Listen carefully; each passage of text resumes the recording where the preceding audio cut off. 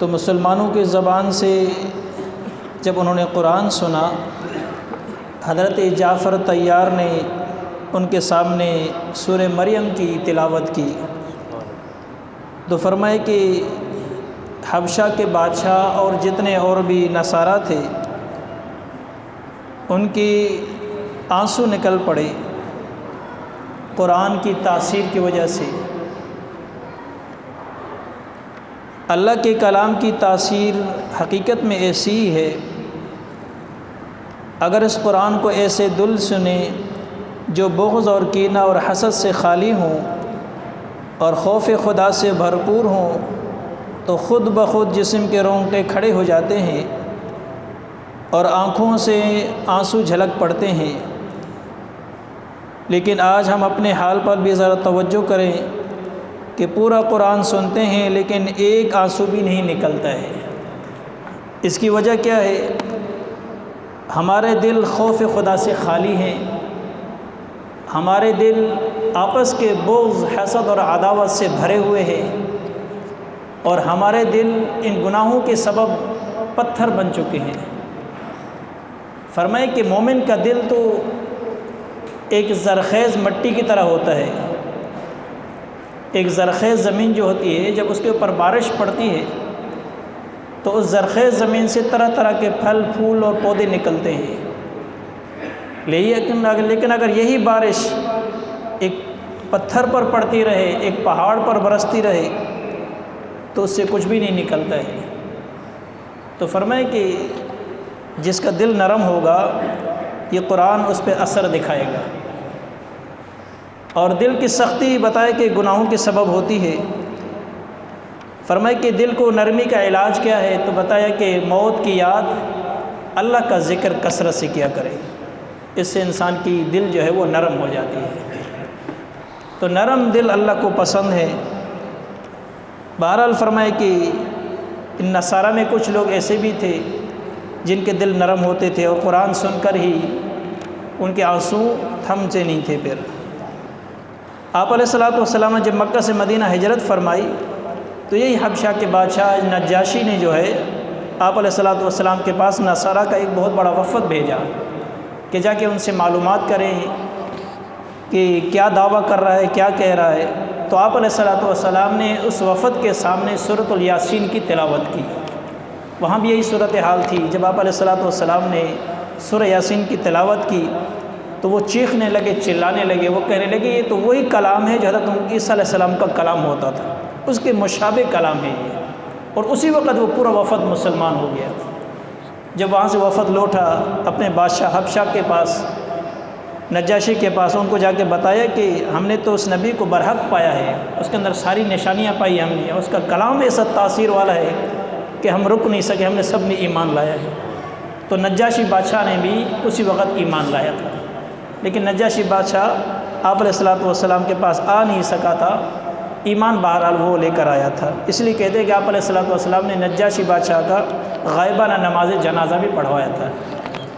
تو بہرحال آگے لا یؤاخذکم اللہ باللغو فی ایمانکم ولکن یؤاخذکم بما عقدتم الایمان، یہاں سے اللہ تعالیٰ قسم کے متعلق فرما رہے ہیں کہ اگر تم لغو قسم کھاتے رہتے ہو، قسم کھانا اچھی بات نہیں ہے۔ حالانکہ اگر سچی قسم بھی ہو تو اس سے بھی بچنا چاہیے، اعتراض کرنا چاہیے، لیکن بعض لوگ جو ہے ان کی تکیہ کلام ہوتے ہیں، تھوڑی تھوڑی باتوں پہ قسم کھاتے ہیں، کوئی قسم دے یا نہیں دے یہ قسم کھائے گا، اس کا تکیہ کلام ہے، اس کو کہتے ہیں قسم لغو۔ لغو قسم جو ہوتی ہے اس کے اوپر کفارہ نہیں آتا ہے۔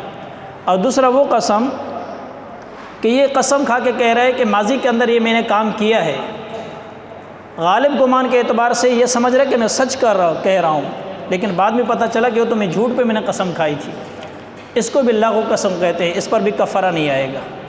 تیسری قسم وہ ہے ماضی میں اس نے کوئی کام کیا تھا، اس پر اس نے قسم کھائی، حالانکہ اس کو پتہ ہے کہ جھوٹ ہے، پھر بھی قسم کھا رہا ہے۔ یہ قسم بہت بڑا گناہ ہے، اس کا کفارہ تو نہیں ہے لیکن توبہ ضروری ہے اس کے لیے۔ چوتھے قسم کا قسم وہ ہے کہ آنے والے زمانے کی قسم کھانا، مستقبل کا قسم کھانا کہ اللہ کی قسم آج کے بعد یہ کام میں نہیں کروں گا، یا آج کے بعد یہ میں کام کروں گا، تو تو اب اس کے لیے ضروری ہے کہ اس قسم پر قائم اور دائم رہے۔ اگر صحیح قسم ہے تو اس کو پورا کرے، اگر قسم صحیح نہیں ہے تو اس کو توڑ کر اس کو کفارہ ادا کرے۔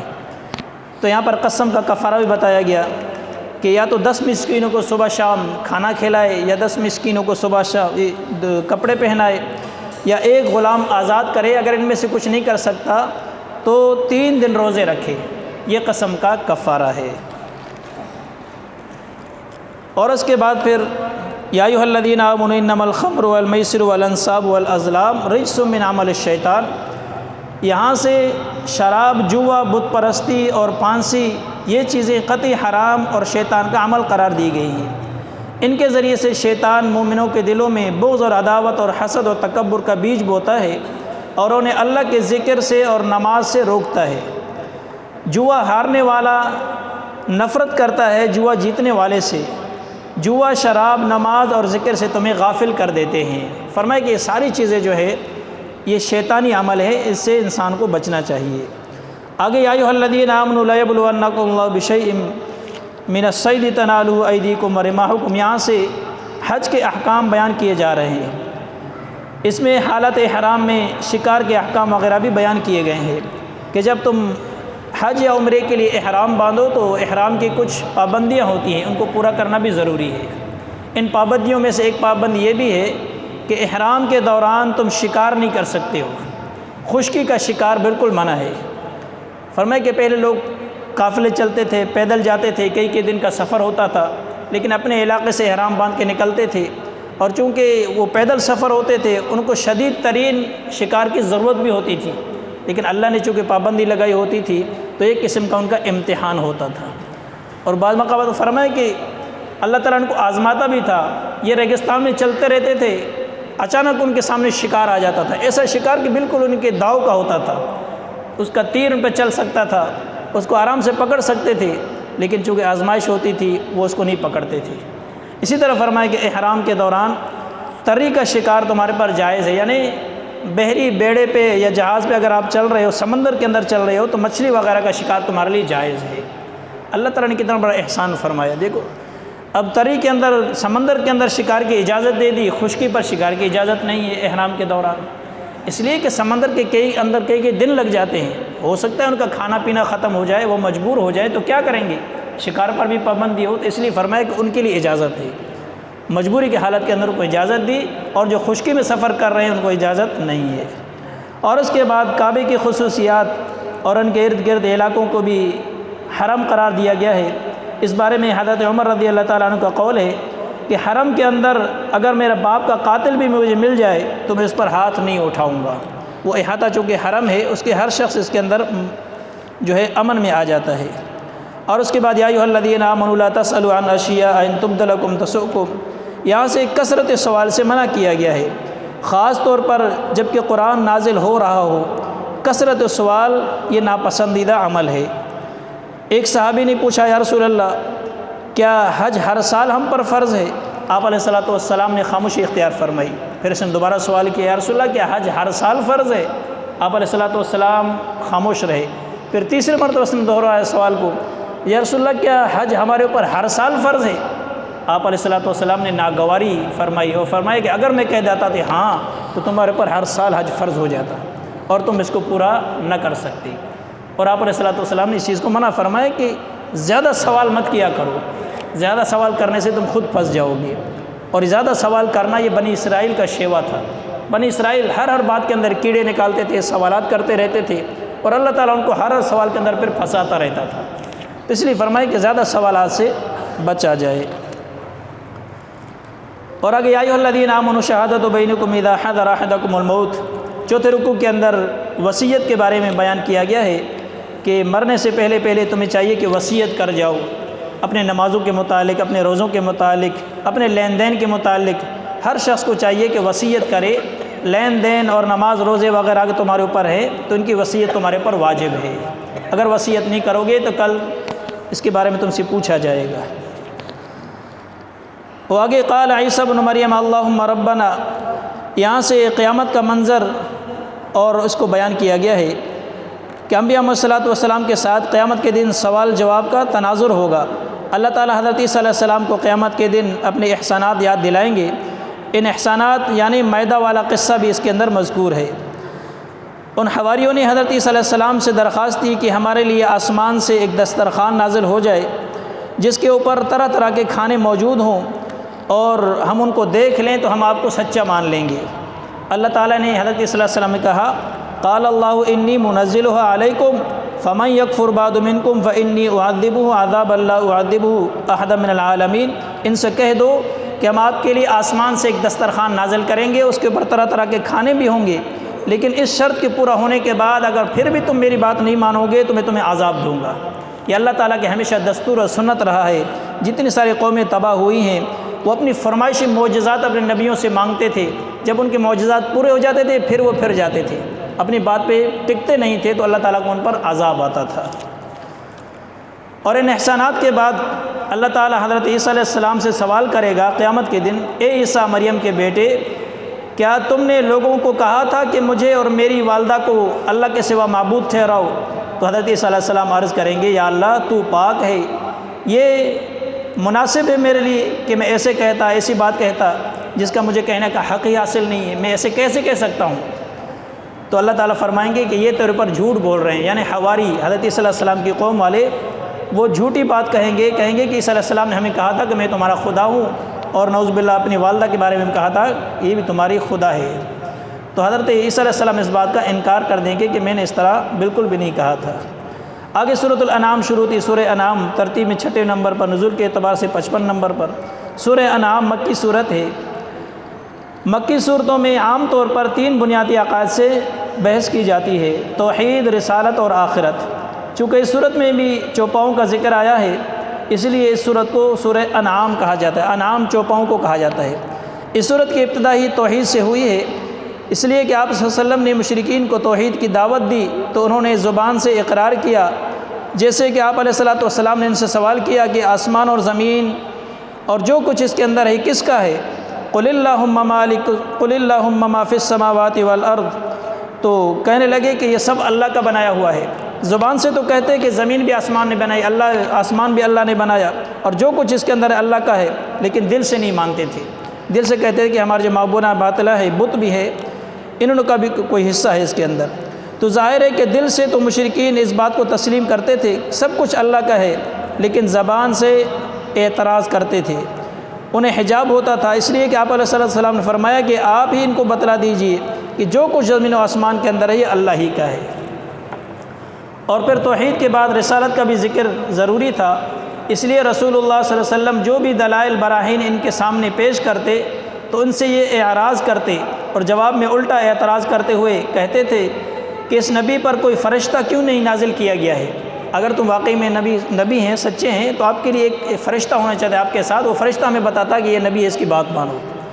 تو اللہ تعالیٰ نے فرمایا کہ فرشتہ تو فرشتوں کے پاس ہی جاتا ہے، آپ انسان ہیں تو آپ کے پاس انسان کو ہی میں نے نبی بنا کر بھیجا ہے، اور آپ کہتے ہیں ہمارے پاس فرشتہ کیوں نہیں آیا؟ تو آپ کے پاس فرشتہ آئے گا، اس کا وقت بھی آنے والا ہے، یعنی موت کے وقت تمہیں فرشتوں کو اپنی آنکھوں سے دیکھ لو گے۔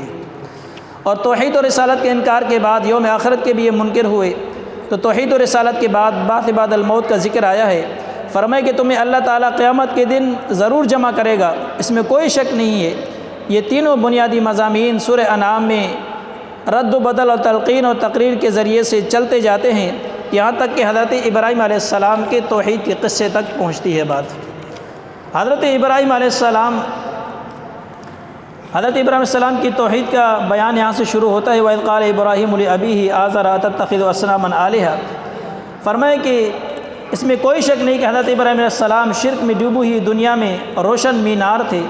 انہوں نے جب چاند، سورج، ستارے اور بتوں کا انکار کیا تو رب کی توحید کا اعلان کیا، تو سب سے پہلے اپنے والد ان کے مخالف ہو گئے، لیکن حضرت ابراہیم علیہ السلام نے اس بات کی کوئی پرواہ ہی نہیں کی۔ گھر کے اندر مخالف ہو گئے، گھر والے مخالف ہو گئے، خاندان والے، قوم قبیلے والے، لیکن حضرت ابراہیم علیہ السلام نے اپنی اس دعوت کو چھوڑا نہیں۔